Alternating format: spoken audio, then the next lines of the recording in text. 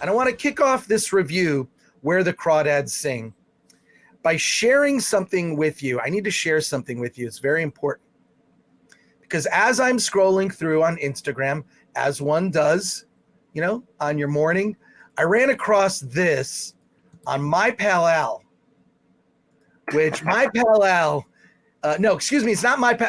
Alan Ing is My Pal Al on Twitter. Alan is Film Threat Alan on Instagram. Give him a follow. Alan,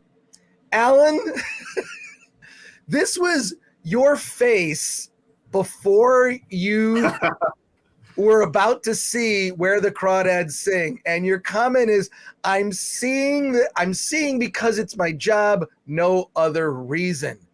Dude, what is going on here? Yeah, I mean, quite frankly, I would not have seen this movie if it weren't for our lovely viewers here on the Film Threat live cast, and I did it. I saw the movie. And this, and I will say this: I was in a movie theater full of women. I was literally the only man in the theater. Well, okay. Well, there needs to be a documentary that says "What is a man" for us to even figure that out. I think that'll be coming down the road someday. But then you followed up on your post, and you said, "I feel bad. The movie was Where the Crawdads Sing, and it was pretty good." So that's. Yeah. So you changed your mind, and I respect that. That's fine. I did.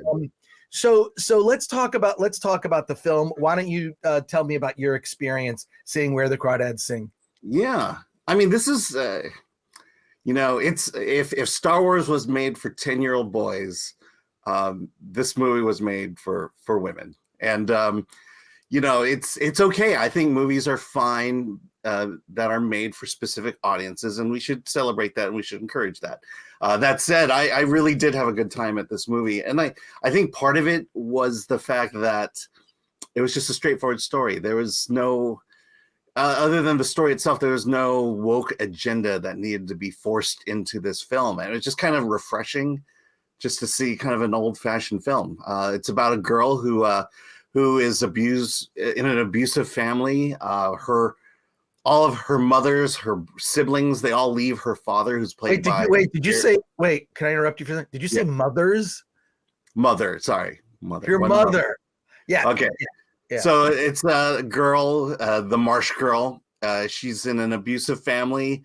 The mother and her siblings all leave the alcoholic, abusive father, played by the Garrett Dillahunt, who cannot get a role as a nice guy ever. And so when he leaves, she's forced to raise herself at the age of like 10 to adulthood. And she gets caught up in this murder of a guy who, kind of a Me Too element there.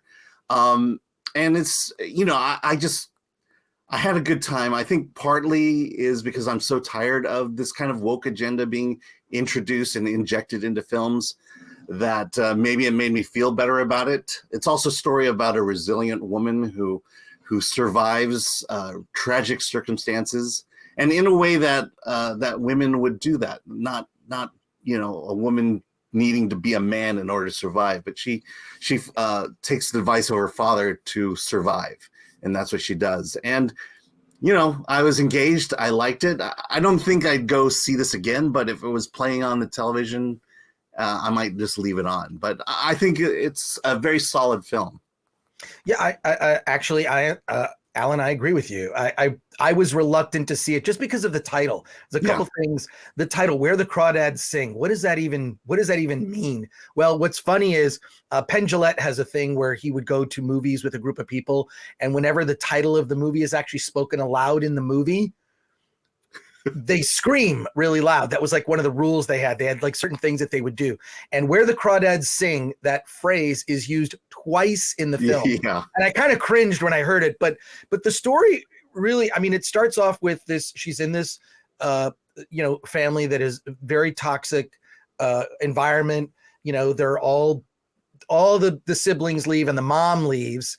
And she kind of questions that. How could you leave your own children? Mm-hmm. And then she's kind of forced to raise herself after her father father leaves. It's tragic, but then you see how she overcomes that. She lives in this sort of like shanty house in the middle of a marsh, right? And she's given the name Marsh Girl. Yeah. I would love to live. I mean, I wouldn't mind retiring there. It's a really nice house and location. But what's interesting is she finds the beauty in nature, and then she kind of, you know, through a relationship, she has a relationship with two different men. And I don't want, the thing is this, here's what's weird. You could read into it some wokeness. You could read into it, but really this is based on a novel that was written years ago. It's produced by Reese Witherspoon. And I, like you, I didn't find it, but I think if you're looking for it, you'll notice it. And I saw a podcast recently with Drew Hernandez. I don't know if you know who Drew Hernandez is. He was interviewing Ryan Cannell, and he was like, he said he was just grateful when he sees a movie that isn't woke. He's like, he's like judging a movie like, oh, whew, it's just not woke. And so you'll like it just for that aspect. And so see, I would make the distinction. I think there are liberal elements to the movie, but I wouldn't say there are woke elements. And I think there's a big distinction there between being liberal and being woke. 100% there's a distinction, but it's a really compelling story. You get, you know, she becomes this, she just sort of documents nature by drawing like all the, you know, life, flowers, birds, insects in the marsh where she lives, and she ends up becoming this author. But it's sort of two stories being told. It's told in the past, catching you up to the present, and then it's a courtroom drama because she's accused of a murder. So it starts with the murder. They find the body. The police find the body. It's in the late 60s. And then it's this court case. And, you know, through the court case, you kind of catch up to present day by telling the story in the past. That kind of changes your perceptions a little bit. And we're not going to talk about anything in the second half, but kind of it's a really interesting ending is all I'm going to say. The ending was surprising. Didn't see it coming and thought it was, and it kind of like made me like the film a lot better too. No, absolutely. So I just love these simple stories and story. You know, I hate to go back to the past, but there are some great stories in the past, and for some reason, Hollywood wants to basically take it down, say that, you know, the old style of storytelling is wrong. We could do it better today. This modern storytelling that was foisted upon us, and it's just great to see something that is just harkens back to the old storytelling days of old. Yeah, I agree. It's like old, like kind of, you know, great movie that Hollywood would make. Now, is it a great film? And I agree with you. You say, would you see it again? You would not see it again. I would not see this film again. I enjoyed it while I saw it, and it's just sort of good old fashioned Hollywood storytelling. So I would say that we both recommend it. But before we move on to our next film, I want to get some feedback here from the chat and see who is in the chat really quick before we move on. Goober, Alan just sat on a crawdad. It looks like it.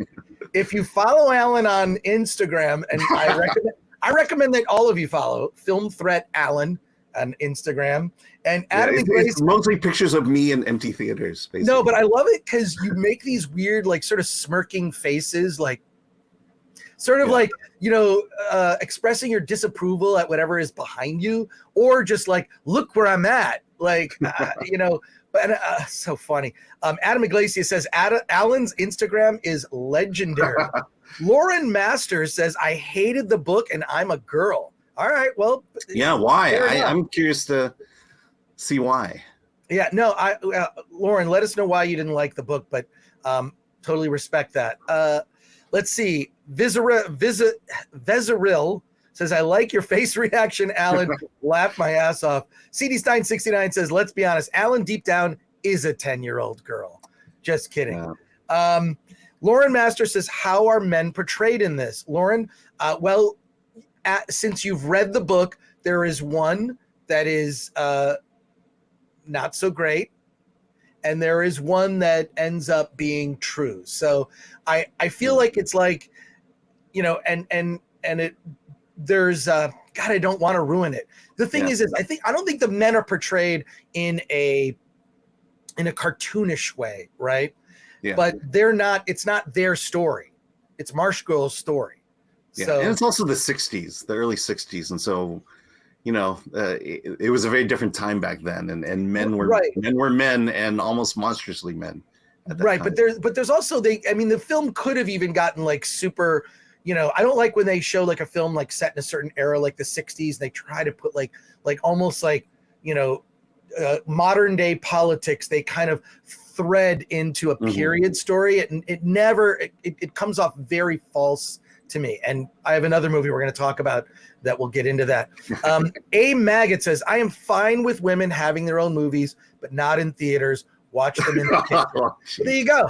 Yeah. Even better. TVs are cheap. You can get Costco, you can get a TV for like $300, $200.